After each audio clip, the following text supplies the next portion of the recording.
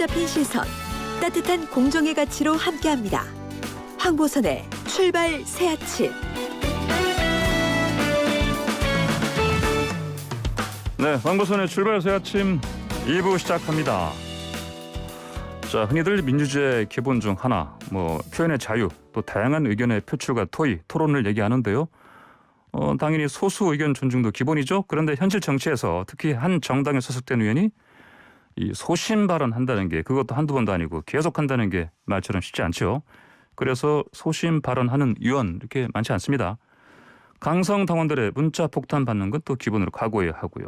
여당 더불어민주당 쪽에서 소신 발언하면 누가 떠오릅니까? 혹시 조홍천 의원을 떠올리신다면 채널 고정 부탁드립니다.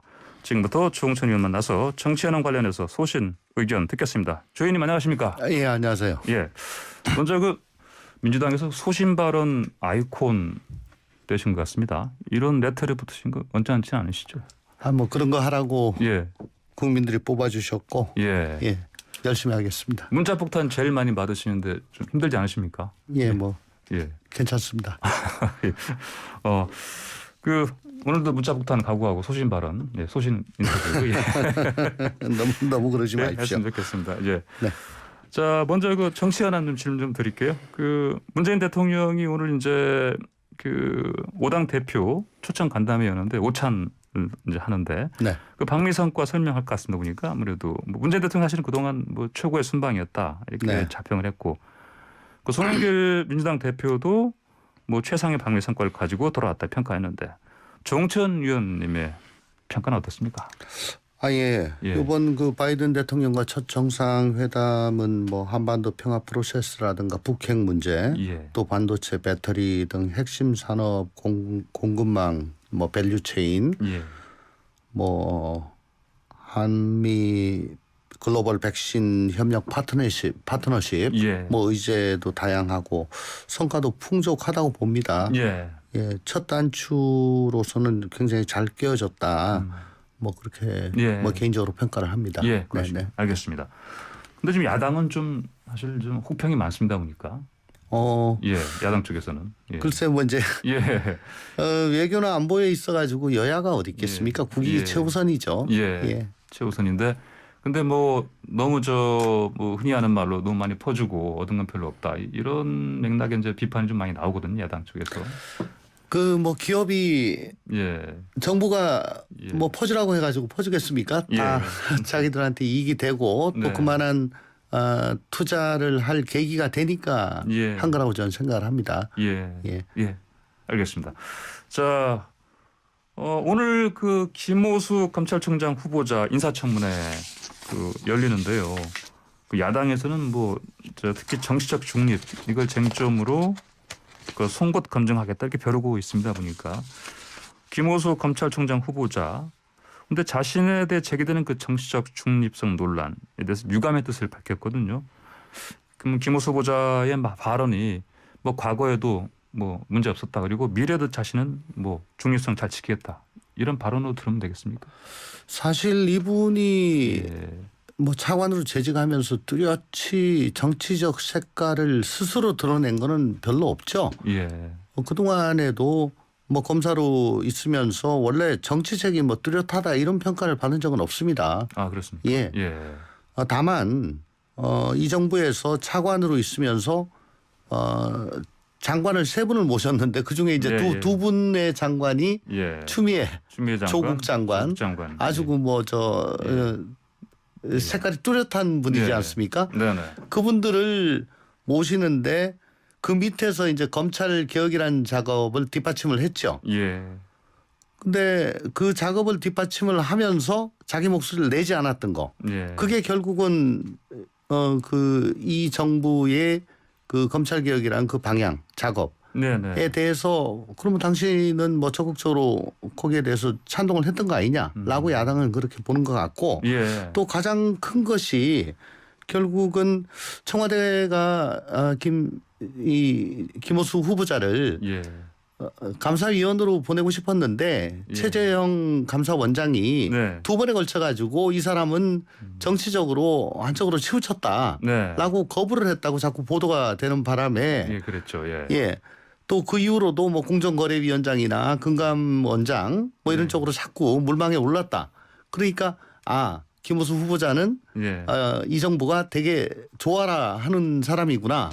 그러니까 이 정부가 좋아하는 사람은 정치적으로 편향된 건 아닌가라고 이제 이렇게 추단이 되는 거죠. 어떻게 보면 김호수 후보자로서는 자기는 별 그 정치적인 말도 안 했고 행동도 안 했는데 왜 나를 가지고 자꾸 이 정치적 편향을 얘기하는 걸까? 조금 억울한 점도 없지는 않을 겁니다. 그렇지만은 후배들이 보기에는 혹은 또 야당이 보기에는 당신 얘기를 해야 될 지점에 행동을 해야 될 지점에 얘기하지 않고 행동하지 않지 않았냐. 이렇게 비난을 할 수가 있겠죠. 혹시 조 의원님 이 김호수 후보자 개인적으로 좀 아직 조금 압니다. 한 2년 후배니까요. 학교 후배이시기도 하고 40패스도 제가 2년 선배입니다. 그러시죠. 그럼 이분하고 같은 시기에 같은 검찰청에서 근무하신 적은 없고요. 같이 근무는 안 했지만 그래도 같은 무렵에 검사를 좀 했기 때문에 뭐 잘 알죠. 무난하고 일 잘하고 뭐 상당히 뭐 친밀감이 있고 사람으로는 괜찮은데 그 이제 아까도 말씀드렸지만 조국 추미애라는 두 분의 그 특출난 아주 그 아주 강한 캐릭터의 장관을 모시다 보니까 거기에 덩달아서 분류가 됐다. 그렇죠. 이렇게 보시는군요. 알겠습니다. 자, 뭐 이제 지금 이번 정권 그리고 여당도 그렇고 이제 검찰 개혁 이거 계속해서 이제 얘기를 하는데 김호수 후보자가 개인 의견을 냈죠. 뭐 중수청 반대, 합수단 부활 찬성. 이게 김 후보자의 기조인 것으로 좀 읽히는데 이게 이른바 검수완박이요. 이제 검찰 수사권 완전 박탈에는 반대한다. 이런 뜻으로 보면 되겠습니까? 어떻게 보십니까? 서면 답변을 통해 가지고 검수완박 그러니까 중수청이라든가 중수청 반대하고 또 공수처의 공소권 여부부 이첩에 대해서도 반대한다. 그런 입장을 낸 걸로 알고 있습니다. 김호수 후보자가 소위 말하는 검경 수사권 조정 또 공처 설립 등 검찰 개혁 시즌 1에는 그 설계자 중 하나로 주도적인 역할을 했었습니다. 그런데 지금 중수청 설치는 소위 말하는 검수완박 시즌 2지요. 여기에 대해서 이제 자기가 자연인으로서 있었기 때문에 관여를 안 했는데 여기에 대해서 이제 처음으로 좀 서면 답변을 통해 가지고 입장을 냈는데요. 아마 이게 자기 생각이라면은 올 초에 이제 법이 개정이 되고 시행이 돼 가지고 처음으로 새로운 형사사법제도가 이제 시동이 되는데 겨우 자리를 잡아가기 때문에 먼저 이를 안착시켜야 되는 거 아닌가. 지금까지의 그 검찰개혁 성과 요걸 제도적으로 안착시키고 또 금융범죄라든가 지금 뭐 가상화폐 가지고 난리지 않습니까? 뭐 이런 여러 가지 지능범죄에 대해서 효율적으로 대응하기 위해서 검찰이 어느 정도는 또 수사를 해야 된다라는 그런 입장을 보인 걸로 보여집니다. 그러면은 뭐 현재 사실 여당 내 이제 이른바 강성 의원들이라든지 정부의 어떤 입장이라든지 또 박범계 장관이 또 후보군 가운데 재청을 이제 김호수 후보자를 재청한 그런 이유랄까요, 배경이랄까 이런 부분과 좀 이렇게 충돌하는 부분이 있지 않겠습니까? 금융범죄 수사 협력단이라고 그랬죠. 박범계 장관은요. 수사 협력 합동 수사단이 아니고요. 그러면서 검사는 수사를 하지 않는다 또 이렇게 얘기했습니다. 검찰청에서 검사 수사 안 하고 뭐 어떻게 하겠다는 건지 잘 모르겠는데 조금 온도 차이가 있어요. 아무래도 총장이라는 검찰 조직의 수장이 되면은 또 그 조직의 구성원들이 얘기를 들을 수밖에 없게 되고 그 조직의 원래 설립 목적에 충실한 그런 쪽으로 이끌어 가는 그렇게 자기의 뜻을 필요할 수밖에 없게 되는 그렇게 하다 보면은 박범계 장관이나 혹은 우리 민주당 내에 그 강경파하고는 조금 생각을 좀 달리할 수밖에 없게 되는 그런 상황이 올 수도 있겠습니다. 알겠습니다. 그럼 조홍천 의원님 개인적인 그 의견은요 어떻습니까? 그 검찰 개혁 그 큰 방향 그리고 구체적으로는 지금 이 검수완박이라 불리는 거 이거 찬성하십니까? 지금 뭔가 좀 이 형사 검찰 개혁이라는 것도 결국은 형사사법 시스템의 개혁인데요. 이게 주안점이 좀 잘못됐다고 봐요. 권력기관 간의 권한 배분에 지금 뭔가 포커스를 두고 하는 건데 이거는 그 결과입니다. 원래 어디에 주안점을 둬야 되냐면은 국민의 인권 보장 그리고 반부패 대응 능력을 향상시키는 것. 어떻게 하면은 이 두 가지를 한꺼번에 달성할 수 있을 것인가. 이거를 쫓다 보면은 각 기관 간의 권한 배분이 그 결과로 나오는 것이죠. 그런데 지금은 앞서 말씀드린 이 두 가지는 별로 안중에 없고 결과를 가지고 자꾸 하다 보니까 뭔가 이 주객이 전도가 된 것 같아요. 지금이라도 국민의 인권 보장하고 반부패 대응 능력의 제고 이걸 먼저 생각하는 게 중요하고요. 또 단기적으로는 어쨌든 왜 그렇지 않습니까? 우리가 이사를 가도 한두 달은 뭐 물건이 어디 있는지 몰라가지고 허둥지둥 헤매고 막 굉장히 불편하지 않습니까? 하물며 이 기관 간 형사사법 시스템이 지금 통째로 바뀌었습니다. 서초동 가보시면요. 지금 혼란이 많이 심해요. 쉽게 얘기해서 지금 물을 한번 휘저어놔가지고 흙탕물이 가라앉질 않았습니다. 이게 좀 가라앉아서 바닥이 좀 보이고 뭐가 어디에 어떻게 됐는지 좀 봐야 됩니다. 알겠습니다. 자, 조 의원님 좀 시간 관계상 잠시 쉬셨다가 광고 듣고 3부에서 그 말씀 다시 듣겠습니다. 자, 이번에는요. 지금 김 후보자 김학의 불법 출금 의혹으로 기소된 이성윤 서울중앙지검장의 공소장 유출 관련해서 적절하지 않다 이런 얘기를 했습니다. 조홍천 의원도 이런 같은 생각이십니까? 관련해서. 공소장이 유출됐다는 단어 자체가 저는 굉장히 어색합니다. 공소장이 유출됐다는 거는 공소장은 법원에 제출을 하는 거거든요. 내용이 유출됐다. 그럼 이렇게 법원에 제출하는 건데 공소장 자체는 그 공개를 전제로 한 겁니다. 그러니까 유출한 단어하고 양립이 될 수가 없는 거죠. 기본적으로 공개된 거다. 피의 사실은 공표가 되는 겁니다. 헌법 126조에 그건 처벌이 되는 건데 공소사실 유출죄는 없습니다. 기소하면은 헌법의 공개재판이 보장이 됩니다. 제1회 기일에 검사가 그 공소유지를 낭독을 하게 돼 있어요. 공개재판에서 검사가 공소장을 읽는데 이거 어떻게 막을 거예요? 근데 박범계 장관은 이제 그 유출 이 부분은 색출하겠다 이런 상황 아닙니까? 그러니까 공개 시기가 문제인데. 아니 서울중앙지검장은 공인입니다. 공인이 어떤 일을 했고 어떤 사람인지는 국민은 알아야 됩니다. 왜냐하면 그 사람이 굉장히 중요한 일을 하기 때문에. 그리고 국민의 의사결정이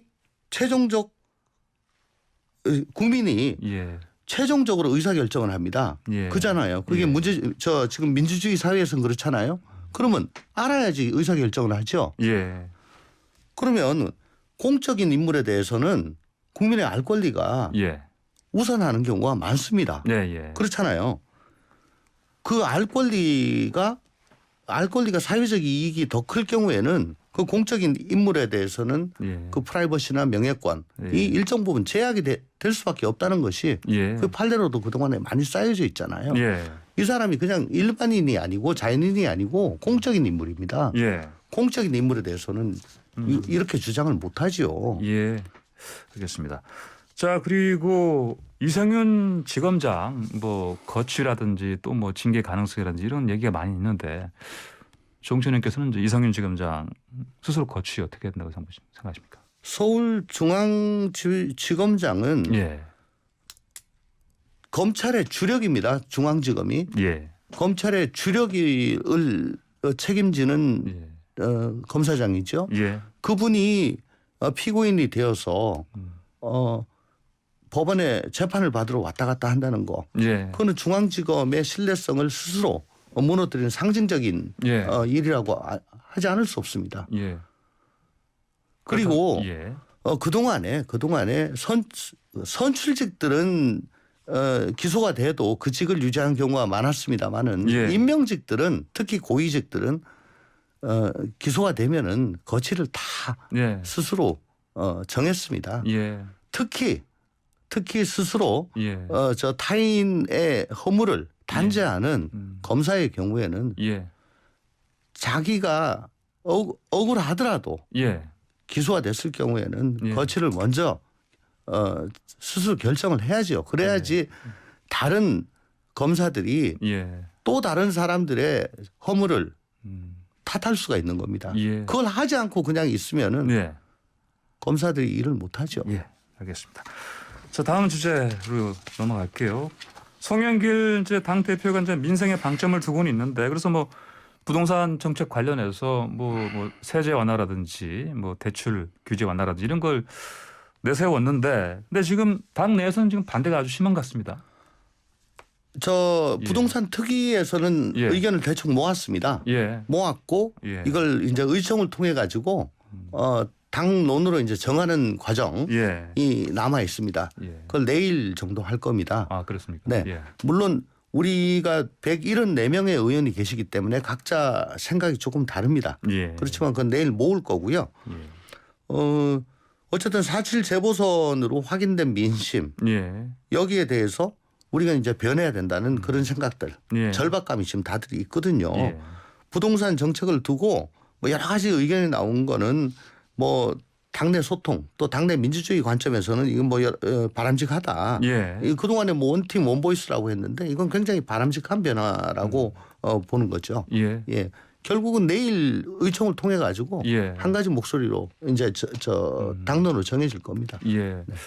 그러면은 뭐 그렇더라도 송 대표가 이제 후보 시절에 내세웠던 앞으로 이제 공약 가운데 완화 부분 있지 않습니까? 네. 그 부분도 많이 당길 것 같습니까?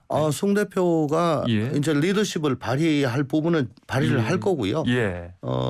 특히 송 대표는 최근에 그 민심의 엄중함에 예. 대해서 굉장히 절감을 하고 있고 예. 또 우리 당이 먼저 변하고 민심에 다가가지 아니하면은 네. 이거 굉장히 힘들다라는 예. 것을 지금 절감을 하고 있습니다. 예. 아주 송 대표가 무거운 짐을 지고 예. 어렵게 그 리더십을 잘 발휘하고 있는 것 같습니다. 예, 알겠습니다. 자, 이번엔 그 야당 요즘 보면 이제 전당대회 앞두고 이른바 그 젊은 돌풍, 특히 이제 이준석 전 최고위원 지지율 돌풍이 화제인데요. 이 상대당 이 모습 어떻게 지켜보고 계십니까? 아우, 무섭습니다. 예, 무섭습니다. 만약에 예. 우리 당이었으면 예. 저 어땠을까? 국민의힘이 언제 저렇게 정말 괄목상대해졌을까? 아, 예. 예, 정말 놀랍고 부럽고 그렇습니다. 우리 당도 저런 기풍이 좀 있었으면 왜냐하면 불과 한 달 전에 우리 당 전당대회를 보시면은 굉장히 비교가 되지 않습니까? 예. 그래서 지금 국민의힘이 그동안에 좀 보수적이고 고루하고 또 그 아저씨 같은 포마드 바른 아저씨 같은 그런 느낌이 들었는데 오히려 지금 우리보다 훨씬 더 젊은 정당, 변화한 정당 뭐 그런 정당으로 지금 이미지가 되어가고 있어요. 우리도 빨리 그렇게 바꿔지지 않으면은 우리가 뒤처지겠다. 특히 어제 물론 뭐 억울하시겠지만 장유유서라는 그 단어를 두고 공방이 벌어진 걸 보고 정말 뼈 아프고 마음이 아팠습니다. 우리도 말로만 2030 얘기하지 말고 정말 우리부터 바뀌어야 되고 빨리 마음을 열고 2030의 눈높이로 2030의 처지에서 생각하고 그들의 입장을 대변하는 게 필요하다라고 생각합니다. 예, 알겠습니다. 마지막 짧게만 더 여쭤보겠습니다. 네네. 지금 민주당이 지금 대선 후보들 사이에 좀 얘기해 보니까 이견이 있는 것 같은데 그 경선일 변경 관련 이슈 있지 않습니까? 이거 어떻게 되는 겁니까? 방금도 말씀드렸지만 지금 예. 우리 처지가 그렇게 한가롭지 않습니다. 상대 예. 후보가 예. 확정될 때까지 우리 후보도 네. 기다렸다가 결정하자. 네. 그럴 정도로 우리가 그렇게 한가롭다고 생각하지 않습니다. 예. 우리한테 그렇게 시간이 많지 않고요. 예. 지금 쉽게 얘기하면은 예. 국민들은 재보선에서 회초를 휘두르고 니네들 어떻게 하는지 한번 좀 두고 보자라고 하셨는데 예. 우리가 아무도 관심 없는 국민들은 관심 없는 경선 일자 가지고 이렇게 싸우는 거요. 예. 떡줄 사람은 생각도 하지 않는데 예. 우리 김치국 언제 마실까라는 거 가지고 싸우는 꼴입니다. 예. 예, 이거 가지고 자꾸 싸우면요 국민들한테 외면당합니다. 예, 알겠습니다. 자, 오늘 정치현 의원님 얘기를 더 듣고 싶은데 시간이 다 됐습니다. 벌써 끝났네요. 예, 오늘 이만큼만 듣고요. 다음 기회에 또 오늘 못다 하신 말씀 더 듣겠습니다. 말씀 잘 들었습니다. 네, 감사합니다. 감사합니다.